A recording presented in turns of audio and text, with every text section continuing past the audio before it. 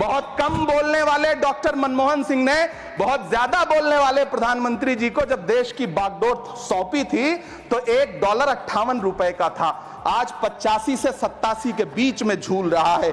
इन दिनों रुपए की अहमियत गिरती है तो न तो देश की प्रतिष्ठा गिरती है, न प्रधानमंत्री की गरिमा। सभापति महोदय, पिछले 80 दिन से 70 साल का एक बुजुर्ग एमएसपी की लीगल गारंटी मांगता हुआ आमरण अनशन पे बैठा हुआ है। काश ये बजट किसान नेता जगजीत डल्लेवाल की टूटती हुई सांसों की पीड़ा सुन पाता। काश ये बजट किसानों की राह में कीले नहीं बल्कि कालीन बिछाने वाला बन पाता। उसके लिए डॉक्टर मनमोहन सिंह साहब की अर्थ नीति अपनानी पड़ेगी।